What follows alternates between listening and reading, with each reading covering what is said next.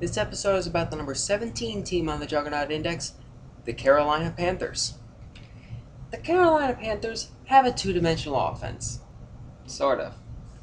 They feature a power running game with D'Angelo Williams and another power running game in Jonathan Stewart. Those kind of separate dimensions, right? Good, thought so. Carolina's offense also contains a theoretical third dimension, one that may involve the forward pass, but we lacked observational evidence last season. It shouldn't take long to cover the Panthers in a fantasy preview because they aren't terribly complicated. They have three players who need to be drafted early in standard leagues. D'Angelo Williams at 14.2, Jonathan Stewart at 31.2, and Steve Smith at 40.7, and no one else needs to be drafted at any other time. During the offseason, this team seemed to focus more on detooling than retooling. Quarterback Jake Delhomme is gone, addition by subtraction, and so is defensive end Julius Peppers, subtraction by subtraction. Also gone, defensive back Chris Harris, wide receiver Muhsin Muhammad, fullback Brad Hoover, and various others. If you take a quick look at Pro Football Weekly's team-by-team review of the NFC free agent moves, you'll notice that the Panthers' key departure section is substantially larger than their key arrivals. Carolina acquired a pair of interesting dynasty names via the draft, quarterback Jimmy Clausen and wide receiver Brandon LaFell, but neither of the rookies figured to make a serious fantasy impact in 2010. LaFell may overtake Dwayne Jarrett in the receiver hierarchy, but Carolina's passing game probably won't support a second ownable wideout, not unless your league is supersized. Smith is the clear number one target here, and he won't leave many scraps for the rest of the receiver corps. He's sidelined by a broken arm at the moment, but he'll be ready for the opener. If I had to draft a second Panthers receiver, let's say we're playing in an NFC-only league, then LaFell would be the guy.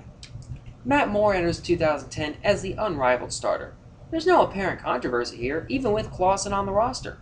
The Panthers won 4 of their final 5 games in 2009, with Moore at the controls, beating the Vikings, Giants, and Saints. He may not be the toolsiest quarterback in the NFL, but he avoided the game-changing Delhomian mistakes that doomed Carolina early in the season.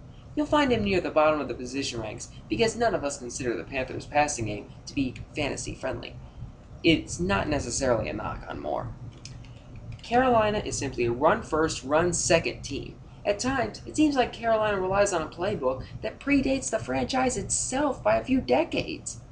This team led the NFC in rushing attempts last season with 32.8, and they're a solid bet to do it again. If you enjoy a good blocking fullback, a blocking tight end, and a punishing offensive line, then this is your squad. Williams and Stewart are outstanding runners, of course, and they each eclipsed 1,100 yards last season. Both players had a little surgical maintenance performed during the offseason, but there's no reason to doubt their availability for Week 1. If either back were to miss time for any reason, as Williams did at the end of 2009, the other would immediately become a top 5 running back, and Mike Goodson would likely be the recommended add.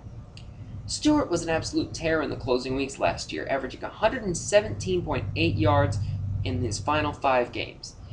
We're worried about his achy Achilles since he entered the league, but it's important to note that Stewart hasn't missed a regular season NFL game. For a guy who carries the injury tag, he's awfully reliable. Here's a fun fact, unless you're on the losing end. Carolina running backs have destroyed New York's run defense in Week 16 of each of the past 2 seasons, carrying fantasy owners to titles in the process. D'Angelo gained 108 yards and found the end zone 4 times against the Giants in 2008. Stewart delivered 206 rushing yards and 1 score in 2009. The streak ends this year, however, because Pittsburgh awaits in the championship year. The Panthers' defense will be without Peppers, a 5-time Pro Bowler, so it would be rather helpful if defensive end Everett Brown could make a value leap in his second season. The best thing we can say about this team defense is that they'll face Tampa Bay twice as well as St. Louis and Cleveland. You'll probably have little use for them in the other 12 contests. Linebacker John Beeson will be the 2nd or 3rd IDP off the board in most drafts. He's a monster who's averaged 140 tackles per season over the past 3 years. DB Richard Marshall with 88 tackles in 2009 belongs in the IDP discussion too. And there you have it. I've exhausted my Panther pride. Please continue this conversation in the comments. Let's try and focus on the Tim Bayakabukta or Deshaun Foster, please.